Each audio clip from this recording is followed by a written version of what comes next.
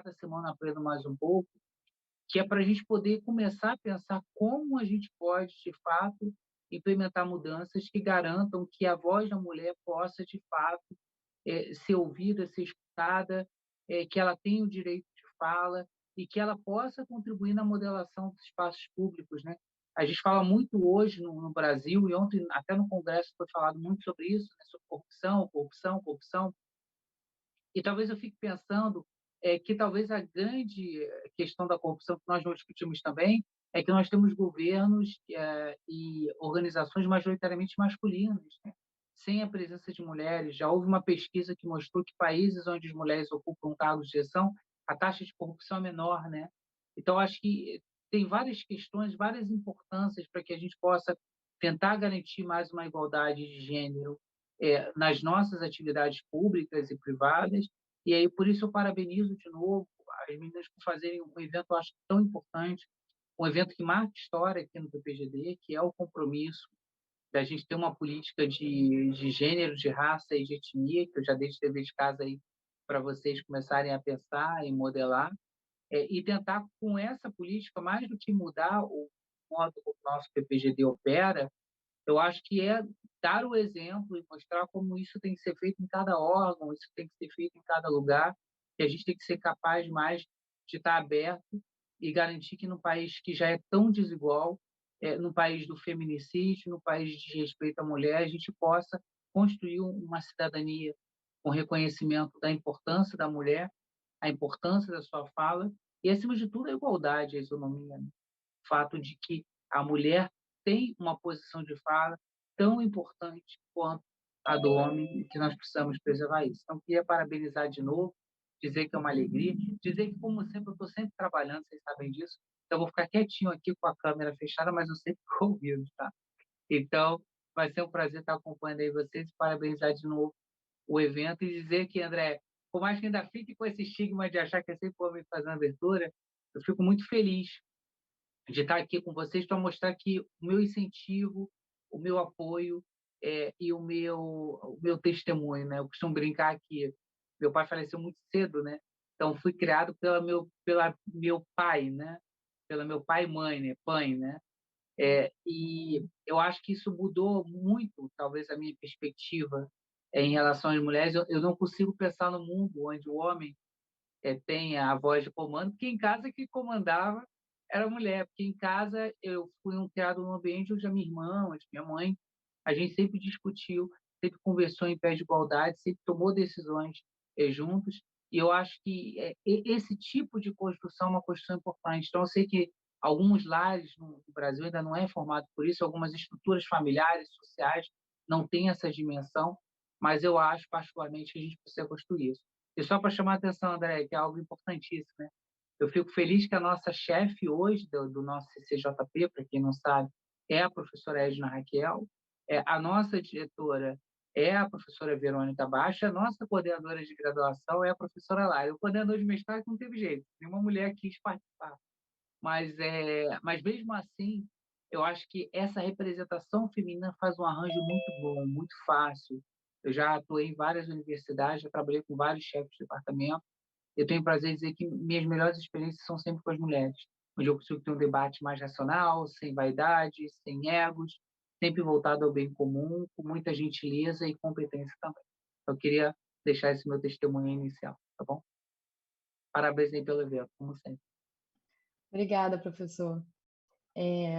Eu queria agradecer também a todas as pessoas que estão aqui participando, que se propuseram a ouvir, né, a voz de uma mulher. Então, muito obrigada. Muito legal ver tantos amigos aqui, tantas pessoas interessadas. E também quero, né, claro, agradecer à palestrante, que é a Lívia Miranda, pelo seu tempo, pela sua disponibilidade, pelo seu interesse em estar aqui participando também. Mas antes de passar a palavra para a Lívia, eu gostaria de me apresentar melhor e trocar um pouco da minha experiência com vocês, até para dar visibilidade a outros projetos e a outras mulheres. Como eu disse no início, eu sou advogada, eu sou mestranda em Direito e Políticas Públicas pela Rio, mas antes de chegar ao mestrado, eu fiz pós-graduação em Direito Tributário pela UF e empresarial pelo IBMEC. E aí uma pergunta interessante que ficou marcada na minha memória, né, foi a pergunta que me fizeram na entrevista do mestrado, E aí me perguntaram o seguinte: olha, você fez tributário e fez empresarial, e agora está querendo fazer mestrado em políticas públicas. O que uma coisa tem a ver com a outra? E a minha resposta sincera foi que eu queria começar a fazer algo, estudar algo que realmente fizesse sentido para mim. Eu sou nordestina, eu cresci assistindo a fome. Meus pais, minha mãe estava tentando entrar aqui, não sei se ela conseguiu, mas meus pais eles têm um projeto que se chama Projeto Macedônia, que é um projeto que existe desde que eu era criança, que eles saem da cidade do Rio de Janeiro, enchem o carro de alimento, roupa, material escolar, higiene, e eles vão distribuindo para quem eles encontrarem no caminho até o Ceará. Então, essa questão era uma questão que sempre esteve presente na minha família, no meu crescimento, na minha vida. Né? E eu comecei a fazer faculdade, comecei a fazer direito, porque eu queria, de alguma forma, mudar a realidade de quem tinha fome. E eu comecei a faculdade muito ingênua, eu tinha só 17 anos, eu não fazia ideia nem de que precisava fazer prova da OAB, descobri quando eu já tinha entrado na faculdade. E aí, depois que eu entrei, eu fiz pós e fui seguindo outros rumos, né? Mas a vida, ela sempre leva a gente para onde a gente tem que ir, para onde a gente tem que estar, né? E eu entrei no mestrado e hoje minha pesquisa é sobre políticas públicas de enfrentamento à fome. Mas antes do mestrado, eu já fazia parte como voluntária em uma ONG que se chama Tamo Juntas, que atende mulheres em situações de violência doméstica e vulnerabilidade. E eu também participo de um coletivo chamado Colete Rosa, que é uma rede de advogadas populares e feministas, né? E começou com a gente usando coletes rosa mesmo na manifestação e ajudando manifestantes que estavam sofrendo ali com algum tipo de abuso de autoridade policial. E hoje se tornou uma grande rede de advogados, se vocês quiserem conhecer. Eu gosto sempre de falar da Tamo Juntas, do Colete Rosa, do projeto dos meus pais, que é o Projeto Macedônia, porque são coisas que, apesar de não caberem no Lattes, fazem diferença na vida de muita gente. Então, eu gostaria de dar visibilidade para esses projetos que são tão importantes. Né? E, especificamente falando sobre a minha experiência nas ONGs, na Tamo Juntas e na Colete Rosa, né? Meu atendimento tem sido voltado para atender juridicamente vítimas de violência doméstica e outras questões, né? E quando a gente está atendendo essas assistidas, a gente percebe que a rede pública de proteção à mulher, ela funciona muito bem em algumas áreas, mas não tão bem em outras, como, por exemplo, a Delegacia da Mulher. Então, se eu pudesse propor alguma coisa, alguma reflexão, seria mais no sentido da gente analisar o que a gente já tem hoje e como essas políticas públicas elas têm se desenvolvido, para a gente entender onde estão as falhas e combater. E aí a Ana me perguntou o seguinte, falou assim, olha, se você pudesse propor uma política pública, qual política pública seria? E aí eu fiquei pensando nisso, né? E se eu pudesse propor, seria algo voltado para atender a mulher que é mãe, para que ela pudesse ter facilidade de acesso ao ambiente de trabalho e até à própria academia. Porque, assim, o que a gente vê nos nossos atendimentos é que as mulheres são agredidas, elas têm filhos, elas denunciam e os maridos somem. E elas passam a vida tendo que sustentar financeiramente os filhos, a casa, e com isso se afastar cada vez mais do ambiente de trabalho, mais técnico, né? E também da própria academia. Mas e aí como fazer isso, né? A outra questão é que depois que a mulher é mãe, a vida profissional dela muda, né? E no sentido de acesso ao trabalho e também à faculdade, que fica muito mais difícil. E aí uma coisa que eu achei interessante, que a UFRJ fez, e que seria legal ter mais vezes, né? Ela fez em 2020, se eu não me engano, que foi incluir no edital uma pontuação diferenciada às mulheres que eram mães e que estavam amamentando naquele período. E então elas tinham uma pontuação diferenciada para facilitar o acesso delas no mestrado. Então, assim, eu acho que seria pensar mais em políticas públicas para ingresso dessas mulheres no mercado de trabalho, ou facilitação, né, na academia. Então, um panorama geral foi isso. Eu me apresentei, falei um pouco de mim, falei até bastante. E eu gostaria de dar a palavra para a palestrante do dia, que é a Lívia Miranda, para que ela também conte um pouco da sua história e da sua experiência. Então, com a palavra, por favor, Lívia.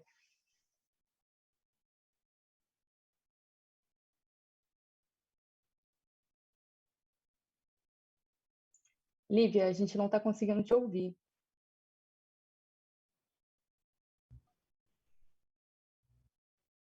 Ainda não está.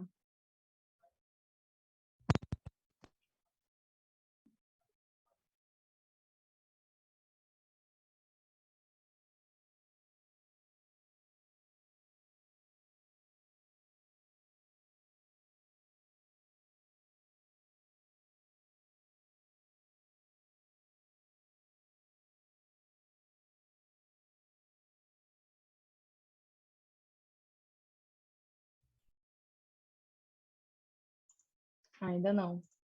Fábio está aí? Eu estou alguma coisa lá no áudio dela. E agora, vocês estão ouvindo? Agora sim. Eu tirei o fone, pode ter sido isso. Melhorou. Boa tarde a todos e a todas. Eu quero agradecer primeiramente ao convite, me sinto muito honrada de poder estar aqui junto à comunidade acadêmica da Unirio para ter esse espaço, né, de voz ativa, de voz, de fala mesmo, né, das mulheres, um tema tão sensível nos dias atuais, numa sociedade tão marcada pela desigualdade de gênero, né? O Brasil é uma das sociedades maiores, um dos países com mais altos índices de discriminação de gênero, somada à questão também da discriminação social. Então, existe esse recorte, né, da transversalidade ou interseccionalidade. Bom, eu vou fazer o meu breve histórico, assim, sobre a minha trajetória. Eu sou servidora pública, trabalho na Justiça Federal, eu tenho 4 anos de casa ainda, é pouco tempo na minha vida profissional. Eu me formei em Direito pela Universidade Federal Fluminense em 2016, ingressei em 2011. Direito sempre foi uma opção na minha vida, sempre foi uma escolha desde a tenridade, desde os 6 anos de idade, inspirada pela minha mãe, uma mulher que lutou muito, foi uma advogada incansável, pelo meu pai também, oficial de justiça, que teve sempre um olhar, oficial de justiça da Justiça do Trabalho, então sempre tive essa oportunidade de acompanhar de perto as questões sociais no âmbito das relações de trabalho, e assim, inspirada positivamente, né, pelo ambiente, porque de alguma forma eu penso que o ambiente tende a nos moldar, por isso que eu acho que é muito importante, sabendo que a questão do gênero é uma questão muito enraizada na sociedade brasileira, no inconsciente coletivo, debatermos isso, né, desnaturalizarmos isso. Então, eu sempre cresci num ambiente muito crítico, eu diria assim, a começar porque minha avó, ela era analfabeta. Ela foi analfabeta porque, num contexto de uma sociedade exatamente patriarcal, né? Ela não está mais viva, ela faleceu em 2018, mas ela não teve a oportunidade de ir à escola e nem sequer aprender a ler e a escrever, porque o meu bisavô, segundo conta o meu pai, ele entendia, dentro da divisão clássica da divisão social do trabalho, de gênero, que às mulheres caberia a função privada, isto é, doméstica, e aos homens a função pública. Então, para que a mulher estudar, né? Então, a minha avó, ela, apesar de ter sido uma grande líder no âmbito doméstico, ela, com todas as minhas homenagens a ela, ela e uma grande educadora, porque não é fácil educar, com 6 filhos e maravilhosamente bem, ela não teve essa oportunidade. E aí, meu pai cresceu em meia mulheres, foi o único filho homem, né? As outras todas mulheres, então talvez ele tenha desenvolvido até um olhar mais mais assim sensível ao tema da questão da desigualdade de gênero, né? E a minha mãe, quando eu nasci, eu lembro que assim, ela sempre foi muito atuante no mundo da advocacia, e eu acho que assim, logo de cara que eu observo assim que ela sempre teve uma dificuldade muito grande para conciliar o trabalho no mundo da advocacia, a maternidade e no âmbito familiar.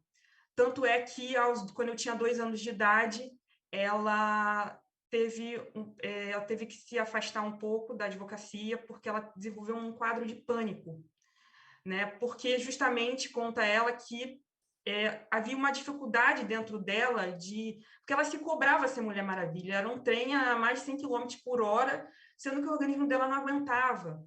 E ela se cobrava, porque eu penso que, assim, na mulher existe muito isso, e eu me vejo também muito assim, parece que a gente, se o homem tem que ser 100%, a gente, para ser reconhecido na sociedade, no mundo do trabalho em especial, para ter credibilidade e visibilidade, a gente tem que ser o dobro.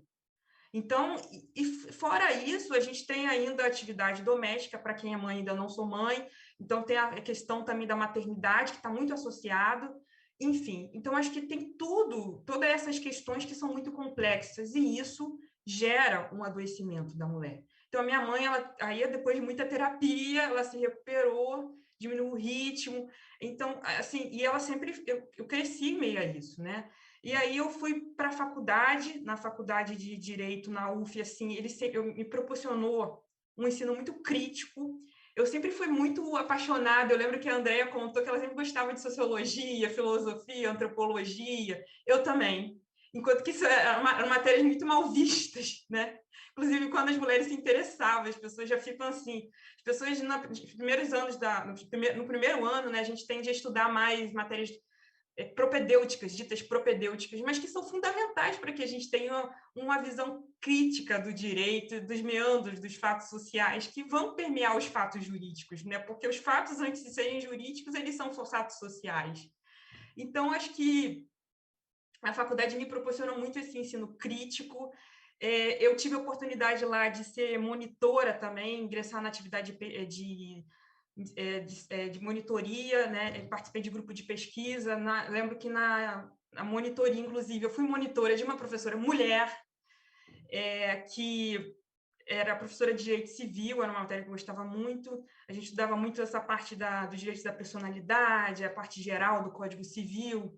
E eu lembro que, assim, eu tive sempre que incorporar na faculdade para uma postura, uma persona, como se diz, né? Uma postura mais de respeito, talvez, uma imagem. Isso que se traduz, seja na fala, seja na vestimenta, né, para impor um respeito social, né? E até hoje penso que existe isso na mulher, né? A gente fala muito a gente utiliza muitas vezes a moda a favor da gente no evento que a gente quer, o dress code, né? Enfim, eu acho que eu tive que incorporar isso. E graças a Deus, porque eu incorporei isso, talvez, eu impus um certo respeito e sempre fui muito assim, adotei essa postura muito, talvez, mais rígida na faculdade, assim, tive muito respeito, inclusive junto aos alunos, né? Quando eu tinha que muitas vezes ajudar a professora às vezes faltava, véspera de prova, auxiliar. E fazendo uma observação, eu acho que, assim, já que era direito civil, eu lembro que, para a gente ter a dimensão da questão, né, do quanto que a gente avançou na luta, na historicidade dos direitos, no Código Civil de 16, a mulher era tida por incapaz, que coisa bizarra. Gente, eu não consigo conceber isso, pensar nisso. A mulher, para trabalhar, tinha que ter autorização do marido. Gente, ainda bem que eu nasci em 93, na década de 90, porque, assim, sinceramente, não sei como que seria a época. Então, assim, eu acho que a gente avançou muito, eu acho que a Constituição de 88, eu acho que ontem ela completou 34 anos, eu acho que a gente tem que celebrar, porque foi, assim, a gente teve avanços, a começar pelo artigo 226, lá nos seus parágrafos que fala da igualdade na sociedade conjugal, né? Embora muitas vezes essa igualdade seja ainda meramente formal, né? A Constituição também falou da proteção ao mercado de trabalho da mulher, falou no artigo 7º, estendeu a licença maternidade, que eu acho que é um tema muito sensível, muito importante, né, no mundo do trabalho, estendeu para 120 dias. Então, acho que isso é muito importante. Posteriormente, para 180 dias, né, quando se trata de empresas que aderem ao programa Empresa Cidadã. Então, acho que é uma temática muito importante. O artigo 5º também consagrou, no inciso 1, né, a igualdade entre homens e mulher. Mas, assim, o cenário atual, saibamos, é que a igualdade é formal. Ainda há muito que a gente avançar. A gente avançou, mas ainda um caminho pela frente, penso eu. Acho que, assim, quando eu entrei no tribunal, e aí fazer um diagnóstico do que eu acho que a gente pode melhorar, com foco mais no ambiente do trabalho, quando eu entrei no tribunal, eu fui lotada numa segunda instância para trabalhar com desembargadora. E eu fui lotada para trabalhar com uma desembargadora. E, assim, entrei acuada, meu primeiro emprego, novinha, tipo, aos 24 anos, 25. Então, acho que as pessoas até diziam assim, nossa, você é novinha, trabalhar, vão te dar... as pessoas vão te respeitar lá e tal. Para mim, assim, foi muito natural. Eu nunca... assim, sabe, eu tratei sempre com muita naturalidade essa questão do trabalho, mulher trabalhar, seja em qualquer área, seja uma área como poder judiciário, enfim. Eu não tinha muito isso na minha cabeça, mas eu vejo que as pessoas ainda têm muito isso arraigado, isso no inconsciente, essa questão da discriminação do gênero, penso eu, assim como o racismo, né, se fala que o racismo é estrutural, eu penso que a discriminação do gênero ela é socioestrutural na nossa sociedade brasileira, que é muito patriarcal, né? Embora tenhamos avançado, né? Então, acho que, voltando à questão no ambiente de trabalho, quando eu cheguei lá no tribunal, assim, fui para um gabinete onde era uma desembargadora com 15 servidores, mais os cargos de gestão, assessores predominantemente homens. E uma coisa que eu percebi logo de cara é que a própria desembargadora, com todo respeito à pessoa dela, ela era, talvez de forma inconsciente, eu acho, penso eu, ela era machista, porque ela mesmo depositava, a gente via claramente assim, mais confiança e credibilidade nos homens, até mesmo na revisão dos votos, enfim, é como se os homens fossem mais capazes que as mulheres, eu sentia isso, sabe? Então, isso é uma questão dos cargos de gestão, não é só uma questão de percepção subjetiva minha, porque isso estatisticamente está comprovado, né? Os dados estatísticos, eles estão eu não tenho dados exatos, mas eu já vi pesquisas, né? Inclusive no IBGE, de que os cargos de liderança, os homens estão, assim, enquanto que os homens ocupam em torno de 60%, 70%, as mulheres apenas 20%. Então, é algo alarmante, né? Os dados já dizem por si só, né, da discriminação de gênero. Nós enfrentamos essa dificuldade de acessar os cargos de gestão, né? E isso não é diferente no Poder Judiciário, né? E no âmbito da mulher, né? Então, há um teto de vidro, né? Então, a gente tem uma cultura institucional hierarquizada ainda no gênero, e o Poder Judiciário ele vem mudando isso, mas agora na pandemia, principalmente, só para relatar uma política institucional do tribunal, eles fizeram uma pesquisa no âmbito com a pandemia do Covid-19, que todos nós migramos para o teletrabalho, né? Para quem nós já não trabalhava, o teletrabalho foi obrigado aí, e com a pandemia, muitas mulheres, né, a maioria delas, tiveram que conciliar trabalho, família, atividades domésticas, e elas ficaram exaustas, exauridas, e o tribunal é liderado pelo psicólogo Bruno, Dr. Bruno,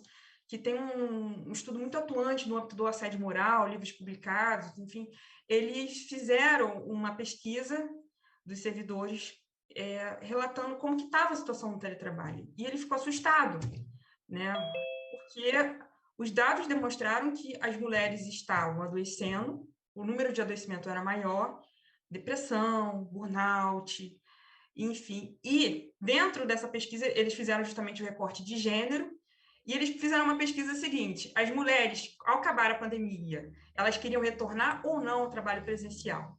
E os homens, né, dentro desse corte de gênero? Os homens queriam, porque os homens, tradicionalmente, é o espaço público, e as mulheres é o espaço privado.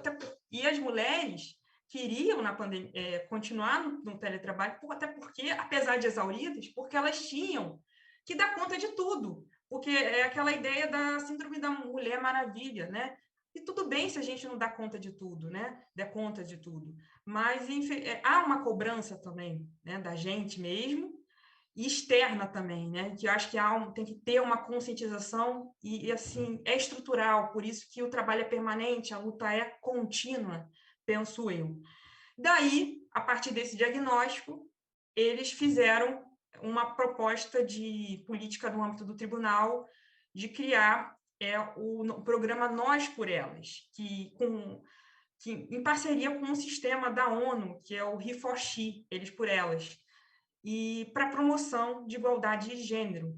E numa linha também, porque o CNJ também já vem tratando dessa questão de igualdade de gênero, muito também porque o Brasil vem sofrendo no âmbito internacional condenações, né? No âmbito internacional, recentemente a gente teve um caso, em 2021, caso da Márcia Barbosa, uma condenação internacional que o Brasil sofreu de feminicídio. Justamente foi, até a Sara estava falando que ela é natural do Nordeste, da família dela, foi justamente lá tem um índice muito grande. E o caso da Márcia, ela era uma mulher, além de ser mulher, ela era negra. E ela foi assassinada por um deputado estadual, e o caso ficou acobertado, o judiciário não levou à frente o julgamento, e o Brasil sofreu condenação pela corte, e aí obrigou o Brasil, além da reparação aos familiares da vítima, adotar uma série de políticas públicas, né? A adoção de políticas públicas eu acho muito interessante no âmbito da Corte Interamericana, porque a partir daí você percebe das condenações do Brasil vêm sendo adotadas várias medidas, inclusive leis sendo surgem, e várias políticas para tentar coibir, promover a melhoria desses problemas estruturais, né? As condenações, os casos levados à corte normalmente são casos de processos estruturais, problemas estruturais. E não foi à toa o caso da Márcia Barbosa.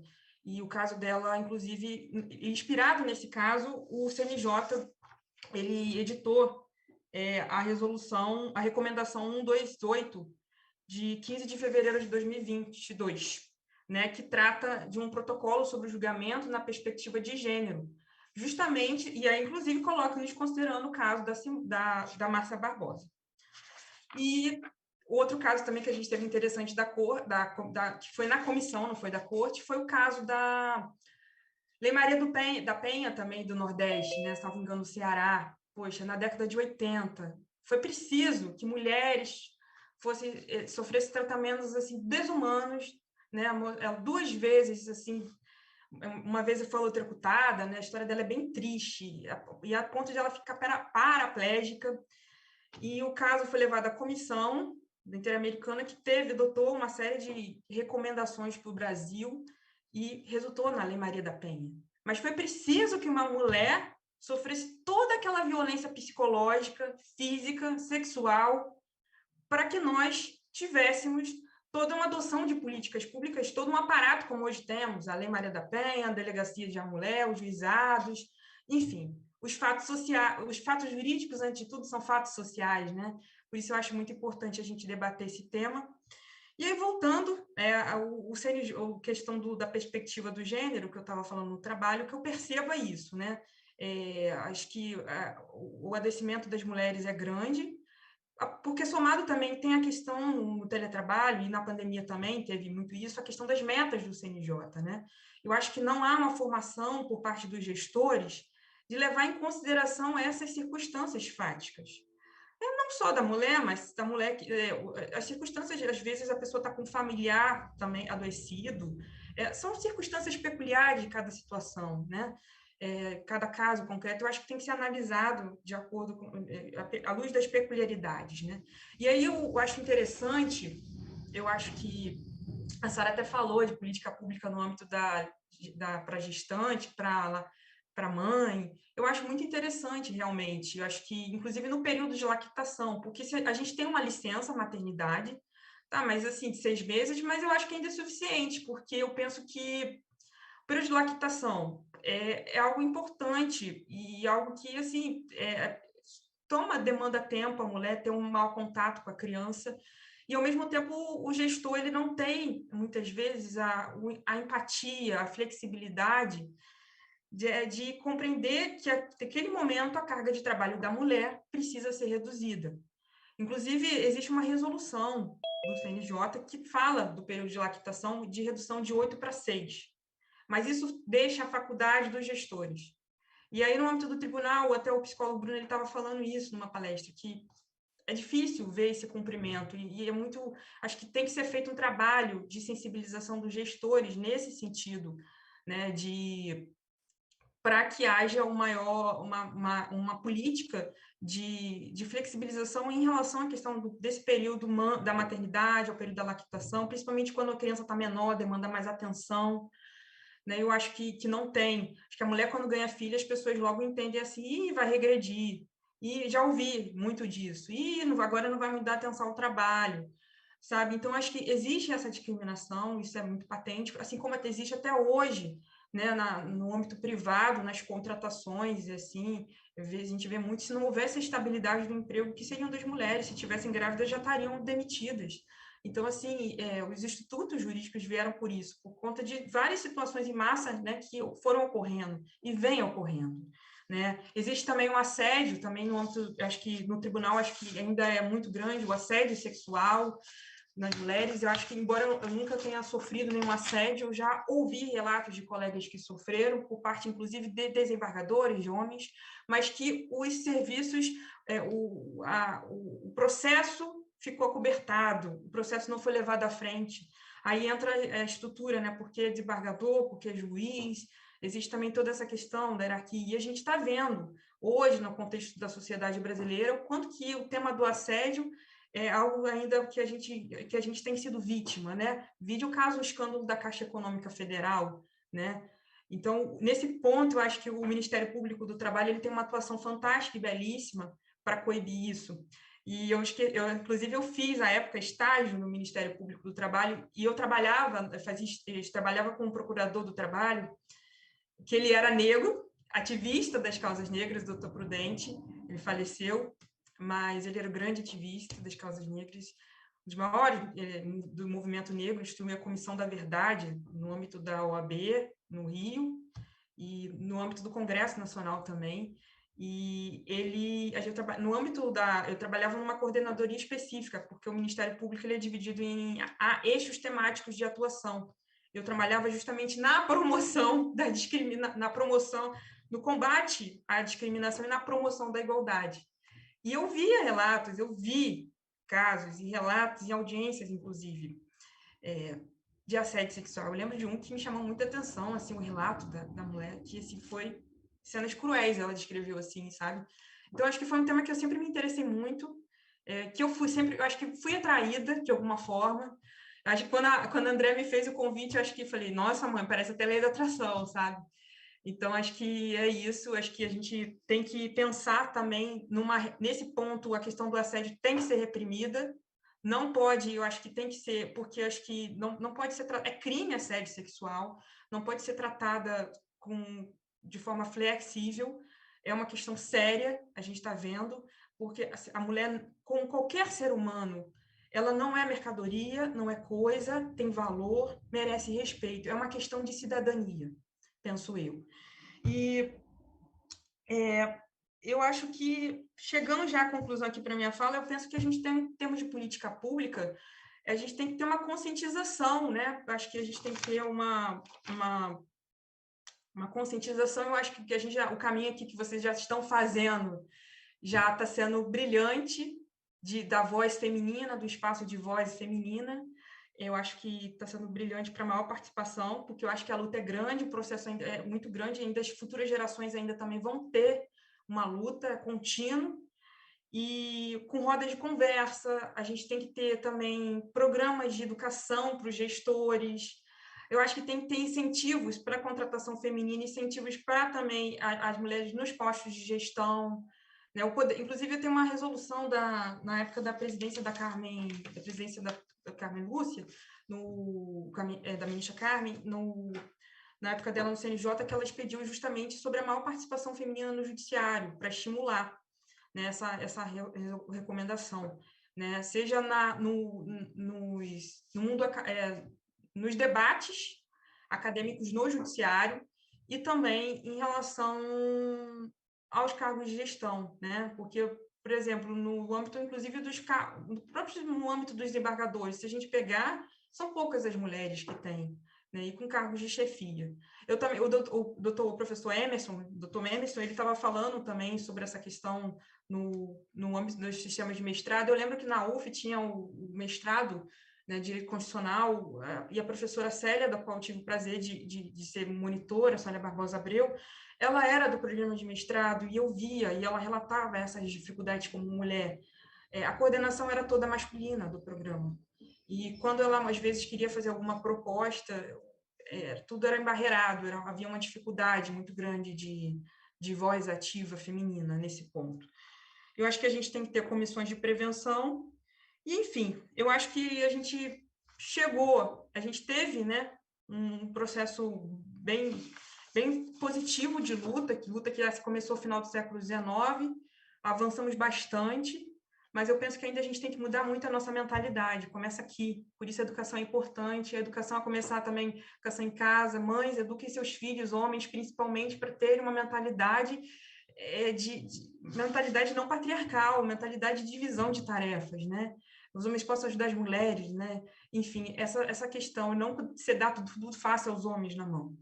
Eu penso dessa forma. Então, acho que tudo começa por uma ecologia mental, né? Já que o mestrado é de sustentabilidade, eu acho que uma ecologia mental, eu falo ecologia porque o termo ecologia vem, né, dessa relação entre dessa harmonia com a casa, do ser com a casa. Não é só do ponto de vista do meio ambiente natural, mas em tudo, engloba o meio ambiente do trabalho, enfim, tudo. Então, a gente tem que pensar numa ecologia mental, mudar, né? E aí vem a educação, para que a gente tenha uma mudança de comportamento e, portanto, uma ecologia social. E só com a mudança de comportamento a gente consegue ter um meio ambiente mais equitativo, mais justo. E vamos caminhando, né? É isso. Muito obrigada. Obrigada, Lívia. Eu queria só pontuar aqui a fala da Lívia, que eu achei muito interessante quando ela falou que por um longo período a mulher precisava pedir autorização para trabalhar, e a gente já nasceu com esse direito, né? Mas a gente precisa lembrar também, isso me fez lembrar, na verdade, né, uma frase da Simone de Beauvoir, né, que fala: nunca se esqueça que basta uma crise política, econômica ou religiosa para que os direitos das mulheres sejam questionados. Esses direitos não são permanentes. Você terá que manter-se vigilante durante toda a sua vida. Então, por mais que a gente tenha conseguido evoluir em tantos direitos, a gente ainda retrocede em muitas coisas. E a gente precisa continuar vigilante. Eu queria abrir agora para perguntas. Se alguém tem alguma pergunta, algum comentário a fazer. Eu tenho uma pergunta. Primeiro, quero dar parabéns à Sara, mediadora, que saiu excelente, e as palavras da nossa palestrante de hoje, a Lívia Miranda, que eu tenho o maior orgulho dela, por dividir com ela o labor no TRF2, e é uma joia da coroa, e sua exposição foi maravilhosa. Eu queria saber, tanto para Sara como para Lívia, para vocês falarem mais um pouquinho dessa questão da Lei Maria da Penha, da questão da política pública para combater a violência. Muito se fala que a política pública não combate a violência, né? A gente ouve muito disso, mas em que certa medida também a gente vai deixar descoberto, esse é meu questionamento, se é o efeito Tostines, né, na política pública. Vocês poderiam falar mais sobre isso? Claro. Lívia, quer começar?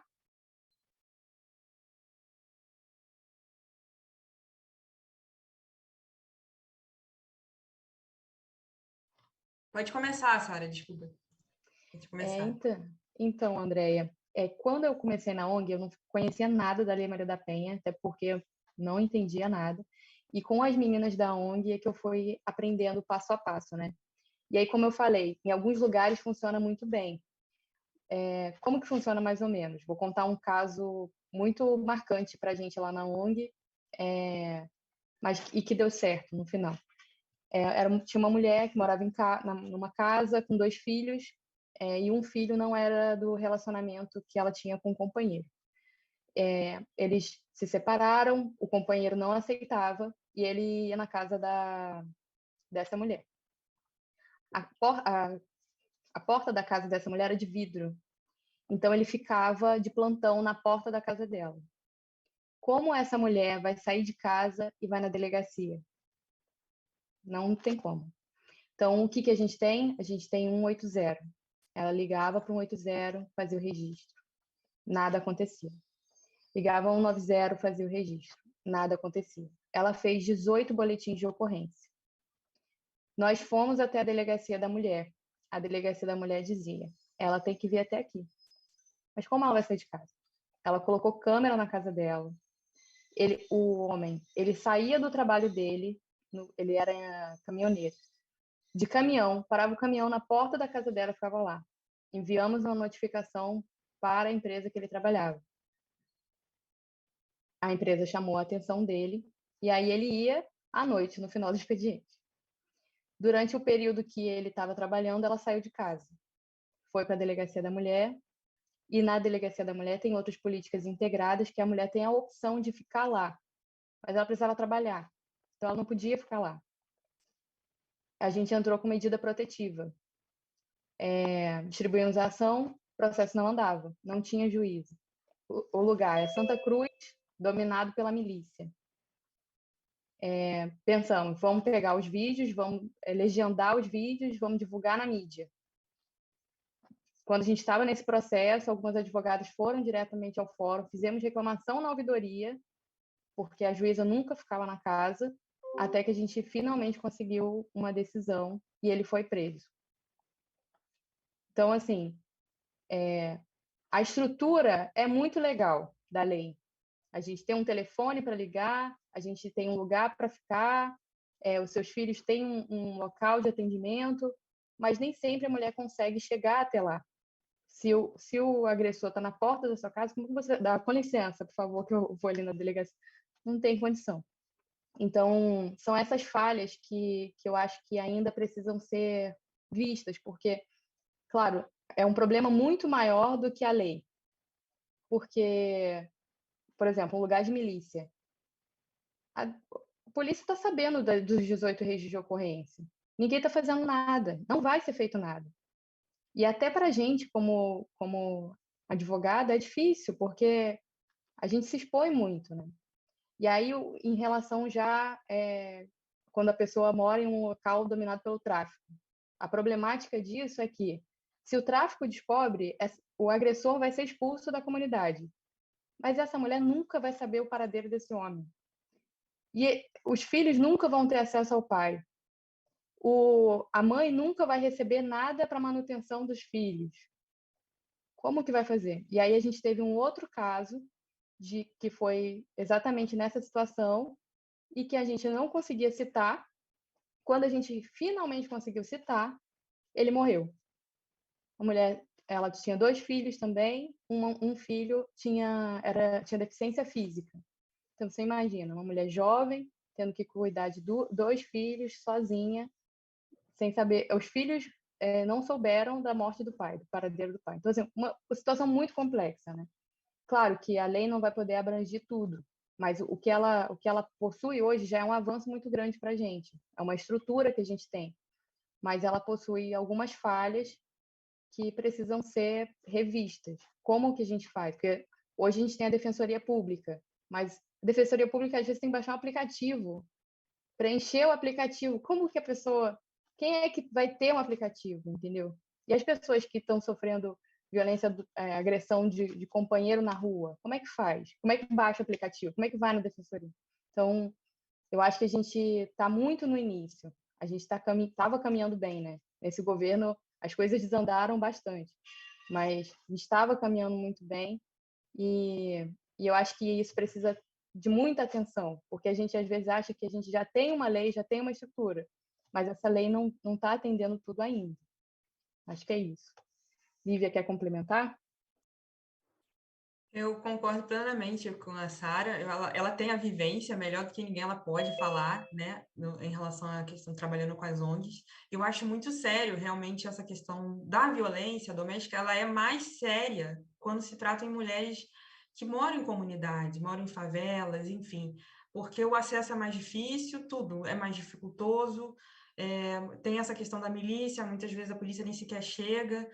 Enfim, a questão também dar o acesso à defensoria pública, de fato, é complicado. Eu tenho uma prima que trabalha na defensoria pública e ela trabalha justamente fazendo atendimentos, e ela fala, poxa, como que é difícil você traduzir, muitas vezes, inclusive, o que a pessoa está pedindo, porque eles nem sabem direito o que eles estão pedindo, o que eles querem na defensoria. Então, assim, e tudo tem que ser com uma linguagem muito cuidadosa, com zelo, enfim.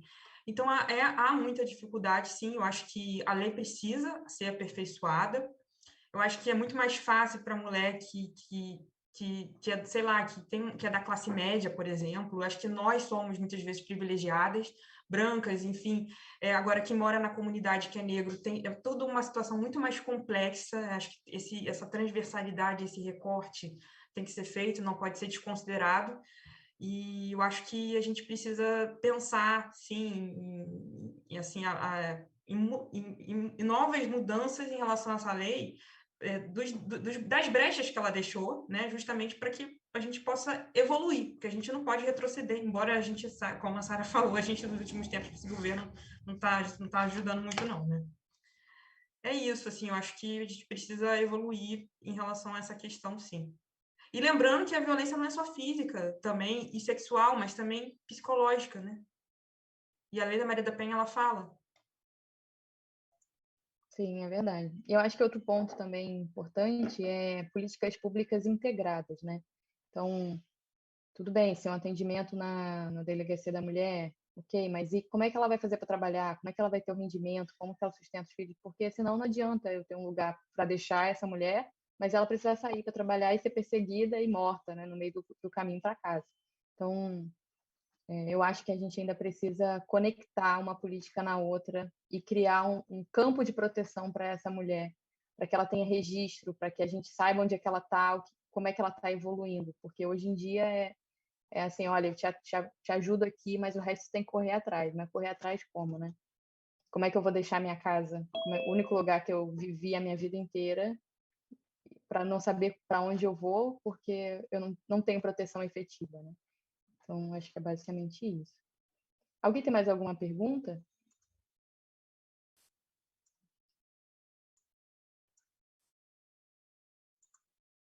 Não?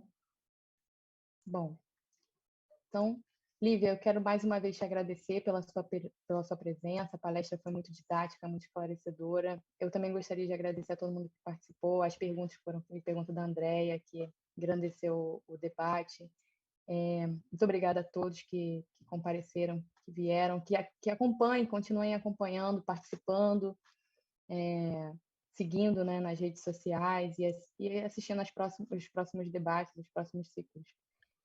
Sara, só antes de você fazer suas considerações finais, eu quero lembrar que amanhã vai ser a estreia do ciclo de debates Prática Forense e Políticas Públicas, com a mediação do professor Dr. Emerson Moura e o convidado especial, o juiz federal, Dr. Érico Teixeira. Eu já convido a todos, amanhã na mesma hora, no mesmo bate-canal quase, a gente vai divulgar nas redes sociais. Muito obrigada a todos. Sara, te devolvo a palavra. Muito obrigada. Desculpa a interrupção. Nada, então é isso. Obrigada a todos. E vamos continuar se encontrando aí nos próximos ciclos de palestra. Tchau, pessoal.